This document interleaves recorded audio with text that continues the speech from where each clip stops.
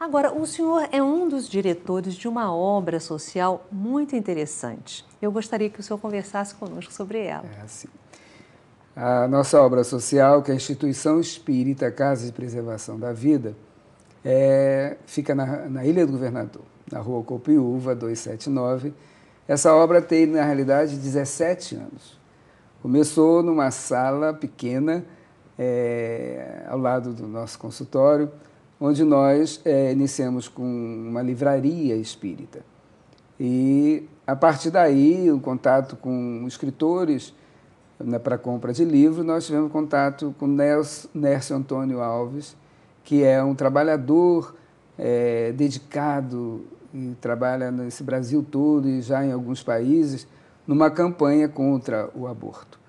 Então, nós adquirimos os livros dele e começamos a fazer esse trabalho de esclarecimento sobre a vida, a princípio a vida intrauterina, né?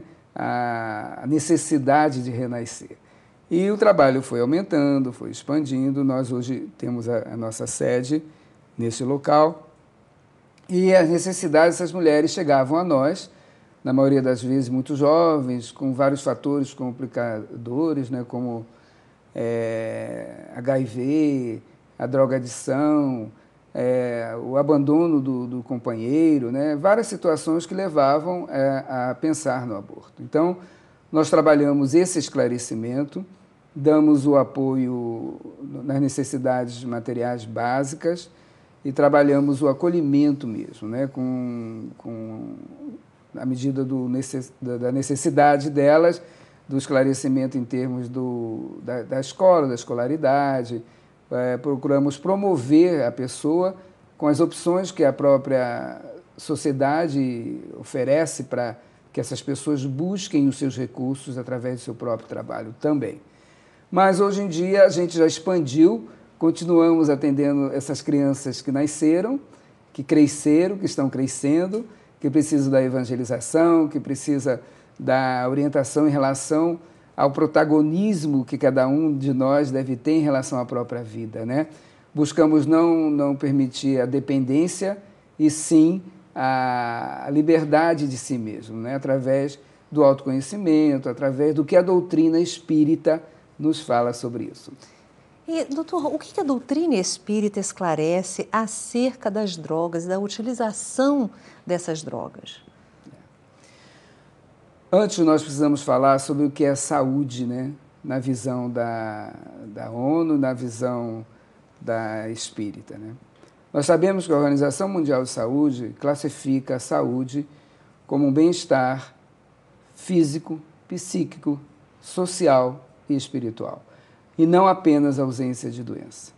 A doutrina espírita, e Emmanuel coloca de uma maneira muito clara sobre isso, falando com Chico Xavier, que a saúde é a saúde, a verdadeira saúde é a saúde da alma, é o bem-estar da alma. E muitas vezes, para se conseguir esse bem-estar, é necessário que haja a limitação de uma moléstia ou de alguma deficiência que, quando bem compreendida, faz com que o resultado disso seja a saúde real.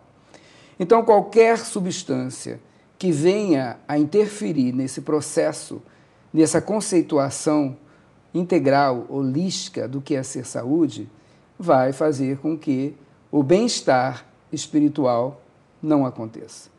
A droga, como age na estrutura mental, psíquica, orgânica de um ser, trabalhando o sistema nervoso, ora deprimindo, ora estimulando, ora alucinando, nós sabemos que o corpo espiritual que está contido nesse modelo vai sofrer essa agressão. Sofrendo essa agressão, muitas vezes faz com que esse molde para reencarnações futuras já venha deturpado, já venha modificado e já venha criar já situações em que nós vemos crianças que acabaram de nascer, crianças que estão desenvolvendo a sua estrutura física, que jamais fumaram, que jamais beberam, aparecer com enfisema, aparecer com uma cirrose, aparecer com um processo que seria direcionado a esses vícios que ora não possui, mas que já trouxeram no seu currículo de vida espiritual. Então, a doutrina é muito clara. É fundamental que a gente reconheça que renascemos para sermos felizes. Nós não renascemos para o fracasso. Nós não renascemos despreparados para as adversidades. Nós retornamos porque temos condição, com auxílio desse grupo que vai nos orientar, os pais, o grupo familiar, a vencer as dificuldades do passado, ser esclarecido de que essas dificuldades atuais podem ter uma conotação antiga, mas que também pode ser por nós não compreendermos que nós precisamos de trabalhar através do autoconhecimento, do reconhecimento dos nossos limites, do confiar no nosso potencial, trabalhar as frustrações, as dificuldades e torná-las, num tempo em que nós vamos contribuir efetivamente, numa estabilidade. Então, é fundamental que nós tenhamos a noção da imortalidade do espírito, para, através disso, entendermos o que é semear e o que é colher. Agora, doutor, a questão da drogadição ela é muito complexa. Quais os profissionais que podem ajudar as pessoas que já estão envolvidas com a questão do vício? É multifatorial, né? Porque, na realidade, nós temos os riscos e temos também os benefícios que podemos receber, as ajudas propriamente dita, né? Os recursos para não enveredarmos por esse caminho. E parte por tudo, né? A sociedade em si é um grande risco, quando não estamos preparados para habitar o mundo exterior, né? As ajudas que nós podemos ter para superar tudo isso permeia por todo o grupo. A escola, a família, em primeiro lugar. A escola, o profissional de saúde, né? O médico, o psicólogo, os neurologistas, os psiquiatras, os estudiosos do assunto, né? Que através do esclarecimento também nos previne, né? A mídia, essa mesma mídia que muitas vezes é tão combatida e tão assustadora, ela também pode ser um agente de recursos contra a drogadição. É necessário que se fale nisso, que se fale muito, mas que se fale com conteúdo profundo, não superficialmente. Que não se propague, por exemplo, em novelas, em filmes, a ação da juventude ou de quem quer que seja, utilizando esses elementos como algo que faz parte de um grupo natural. E sim, se isso tem que ser abordado por fazer parte de um contexto, de uma história, deve-se dar também, o ideal que seria que se desse um aprofundamento das consequências. O que aquilo causou? Porque senão fica tão naturalizado que dá a impressão que nós temos que fazer aquilo. Normal. É uma coisa normal. Então, é fundamental que a família converse sobre o assunto. Mas é importante também que todos nós saibamos, profissionais de saúde, trabalhadores das religiões, pais, professores, os pedagogos, sabermos que a informação é importante, mas não é tudo. É necessário a reflexão sobre a informação. Porque o indivíduo só se forma se ele for informado e se ele refletir sobre a informação. Senão ele não se forma. Porque se fosse assim, não teríamos profissionais de saúde enveredando por esse caminho. Porque eles sabem os malefícios. O que falta, na realidade, é passos anteriores onde você olha uma criança e vê que naquela criança existe toda uma história anterior, uma história a ser contada hoje e que, posteriormente, ela continuará. Então, essa criança precisa de refletir sobre a sua vida. O filho que nós amamos tanto, uma criança que nos enternece pela sua ternura, pode estar escondido ali um espírito recalcitrante em dificuldades morais.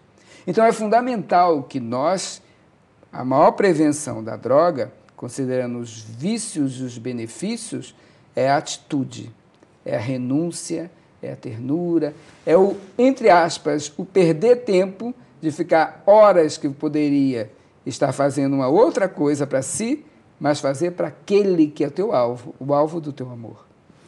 Doutor, em que a Casa Espírita pode colaborar nesse processo? A evangelização. A evangelização. Então, nós trabalharmos com as crianças, primeiro, com profissionais capacitados para evangelizar. Muitas vezes a gente acha que uma criança, ou que está no berçário, que está na creche, é uma criança, qualquer um pode cuidar. Não. Aquela criança é um espírito, né? Aquela criança tem questionamentos. Eu sempre gosto de dizer que perguntar é mais importante do que as respostas, porque as respostas às vezes não satisfazem. E nós precisamos nos capacitar para responder. Então é fundamental que o evangelizador se capacite, que frequente o movimento espírita, que se utilize dos recursos que a FEB nos traz, que a CIERJ nos traz, para que a gente, dessa maneira, possa encarar, no sentido verdadeiro da empatia, as dificuldades, as diversidades dos nossos evangelizandos. Porque se nós observarmos a diversidade, nós vamos pescar, nós vamos angariar recursos para, num atendimento personalizado, valorizar aquele ser.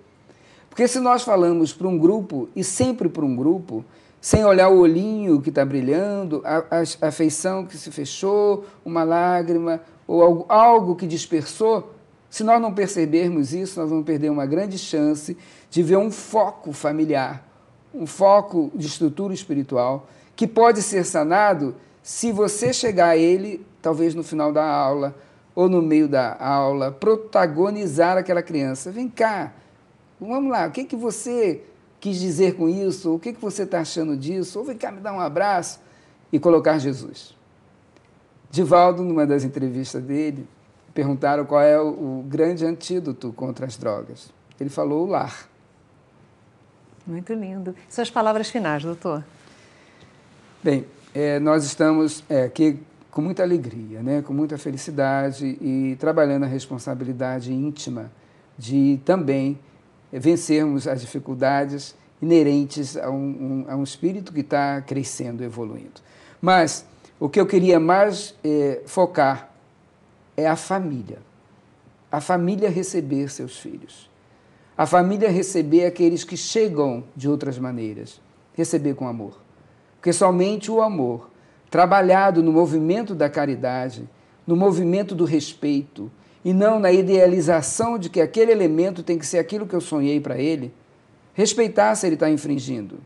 Respeitar se ele está, de alguma maneira, sendo egoísta, orgulhoso, se ele está sendo vaidoso, porque esses são os grandes tóxicos do espírito, que somente quando isso não é bem resolvido é que vai para os aditivos químicos, que os aditivos químicos, eles têm no seu bojo todo um conteúdo de quem produziu, de quem distribuiu e de quem que está nos seus castelos, nas suas mordomias, comandando isso.